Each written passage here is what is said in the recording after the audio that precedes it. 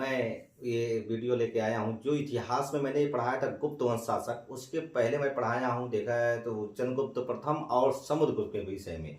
और समुद्रगुप्त के बाद मैं जो इतिहास लेके आया हूँ मित्र, वो कौन सा है? देखिए, एक बता दूं, चंद्रगुप्त द्वितीय जरूर मैं लेके आया हूँ। इसके पहले एक शासक और थे मित्र, वो कौन था? रामगुप्त। इसी का एक बड़ा भाई था, आप बता दूं, चलते हैं देर न करते हुए। रामगुप्त था। रामगुप्त की बात करते हैं तो इतिहासकार बताते हैं कि रामगुप्त का भी शासनकाल था। जरा ध्यान दीजिए, समुद्रगुप्त के मृत्यु होने के पश्चात रामगुप्त राजा बनता है, मगर क्या हो जाती उसकी गलतियां? ये गलतियां ही हो जाती हैं। उसी समय उज्जैन के शकों ने भारत पर आक्रमण कर देता है मित्र। जब उज्जैन के शकों ने भारत पर आक्रमण कर देता है तो उस समय रामगुप्त, तो देखिए, रामगुप्त एक सौदा कर लेता है। अब किसके साथ सौदा करता है? अपनी पत्नी के साथ। इनकी पत्नी कौन है? ध्रुव स्वामिनी या ध्रुव देवी कहा जाता है। और ये सौदा क्या होती है? अपनी प्राणों की रक्षा के लिए अपनी पत्नी को क्या कर देता है? शकों के हवाले कर देता है। शक राजा के क्या कर देता है? हवाले कर देता है। दोस्त, एक और बात बता दूं, जब ये शक राजा के हवाले कर देता है, पूरे साम्राज्य में यह फैल जाता है, जब अपनी पत्नी को नहीं बचा पाया या अपनी पत्नी को सौदा कर दिया शकों के राजा, तो हमको भी नहीं छोड़ेगा। ऐसा लोगों को, जनता के अंदर डर महसूस होने लगा मित्र। जब अपनी पत्नी नहीं छोड़ा, हो सकता है कि मेरी पत्नी को ऐसे कैसे सौदा कर ले। तो ये खबर किसको मिलती है? एक छोटे भाई को मिलती है दोस्त। वो छोटा भाई है कौन? चंद्रगुप्त द्वितीय। जब चंद्रगुप्त द्वितीय को ये अच्छी बात लगी नहीं, चारों तरफ चर्चाएं होने लगी। चर्चाएं क्या होने लगी कि रामगुप्त ने शक राजा से समझौता कर लिया है, अपने प्राणों के बजाय अपनी पत्नी को, ध्रुव स्वामी। तो ये बात उनको लग गई चंद्रगुप्त द्वितीय को, और उनसे बर्दाश्त नहीं हुआ दोस्त। और तुरंत क्या कर देता है? तुरंत मित्र, अब आपको बता दूं, आप इन्होंने ध्रुव स्वामिनी का वेश बनाता है। ध्रुव स्वामिनी का वेश बनाता है और शक राजा को मारने के लिए निकल पड़ता है।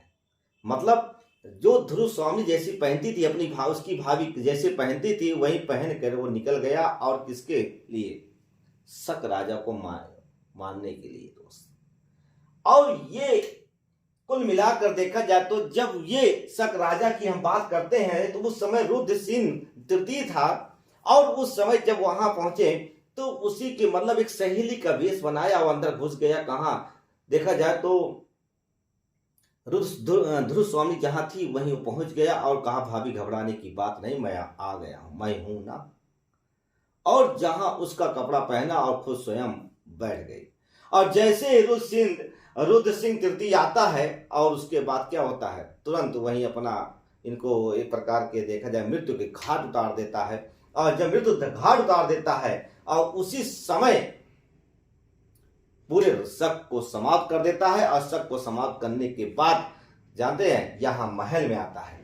और जब महल में आता है दोस्त, और एक बात बता दूं, मजेदार बात है। ये बात तो रामगुप्त चौंक गया, क्या है ये? तो मुझसे नहीं हुआ, ये कौन कैसा बंदा कर दिया? सोचने वाली बात है। और उसके बाद क्या हुआ मित्र? उसके बाद एक और बात बता दो दोस्त, रामगुप्त को नहीं बख्शा। कौन नहीं बख्शा? चंद्रगुप्त द्वितीय ने अपने ही भाई को क्या कर देता है? उड़ा देता है। अपने भाई को हत्या कर देता है। अब ध्रुव स्वामी कहती है, मेरा क्या होगा, मैं तो विधवा हो गई। तो उस समय चंद्रगुप्त द्वितीय कहता है, मैं हूं ना, क्यों घबरा रही है?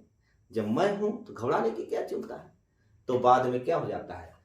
अपने ही भाई की हत्या करके ध्रुव स्वामी अपने भाभी के साथ विवाह कर लेता है। कौन कर लेता है? चंद्रगुप्त द्वितीय।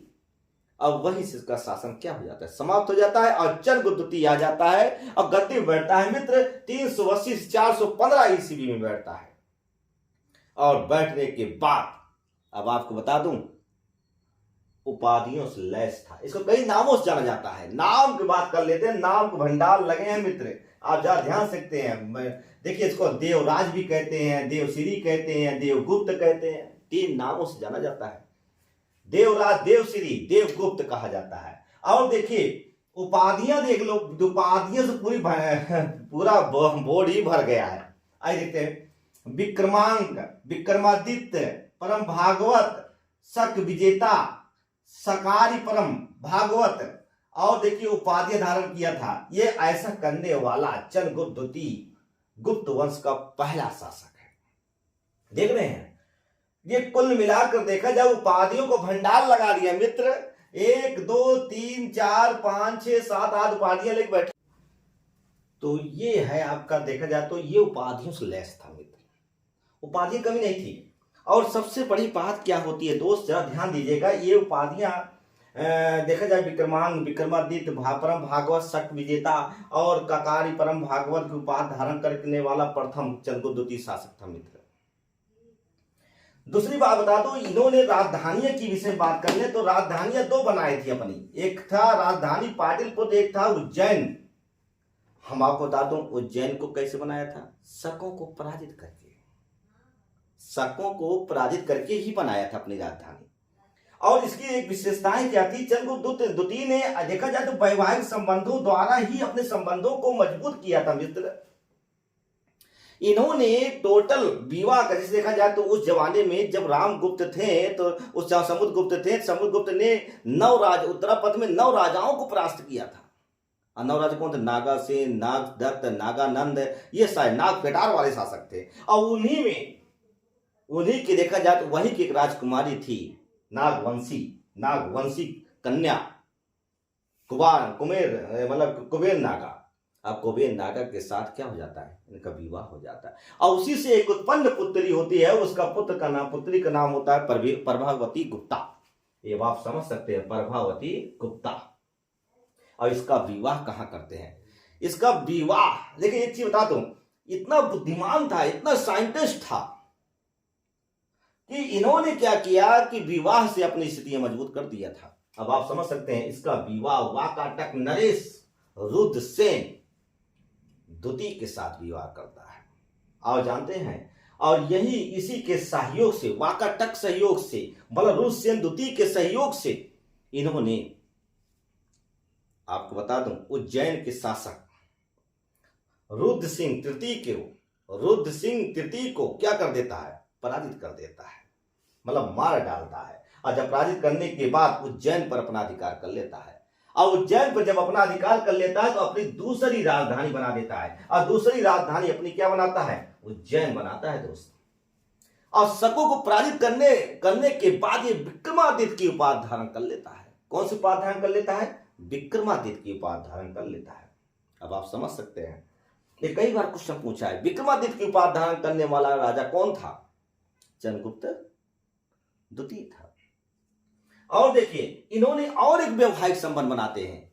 अब देखिए चंद्रगुप्त द्वितीय ने अपना पुत्र मतलब कुमारगुप्त द्वितीय, अब आप समझ सकते हैं, कुमारगुप्त प्रथम को क्या करता है, विवाह करता है। ये किससे साथ विवाह करता है, ये कर्नाटक के कदम वंश, ये लिखिए लिखा है, कर्नाटक के कदम वंश के राजा, बात समझ सकते हैं, ककुर्त वर्मन के साथ करता है। और उसमें देखा जाए तो पुत्री से अपने पुत्र को कुमारगुप्त का प्रथम विवाह कर देता है। और विवाह करने के बाद वो भी साम्राज्य उसके हाथों में मिल जाता है मित्र।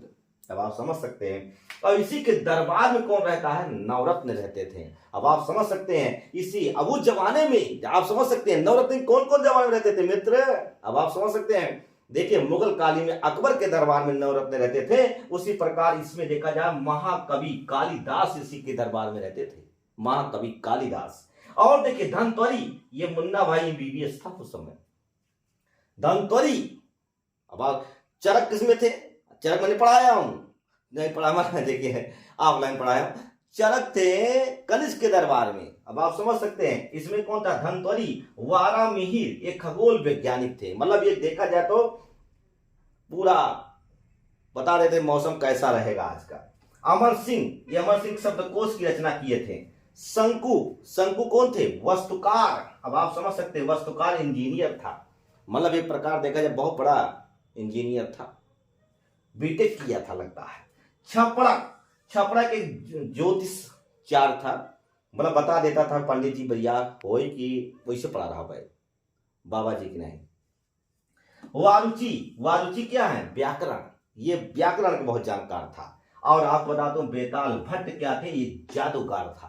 बेताल भट्ट, आप कहानी आती है बेताल भट्ट की मित्र, ये जादूगर था। और छपड़ा क्या था? ये छपड़ा जो था वो गढ़कपड़, गढ़कपड़ था, कूटनीतिक था, ये कूटनीति करता था मित्र। ये है चंद्रगुप्त वंश। और इसका ये जो वीडियो अभी और बचे हैं, कल इसको हम पढ़ाएंगे। और उसके बाद बता दो मित्र, ये इसके बाद हमको पढ़ना क्या है? सबसे फायान पढ़ना है। इन्हीं के दरबार में फायान आया था दोस्त।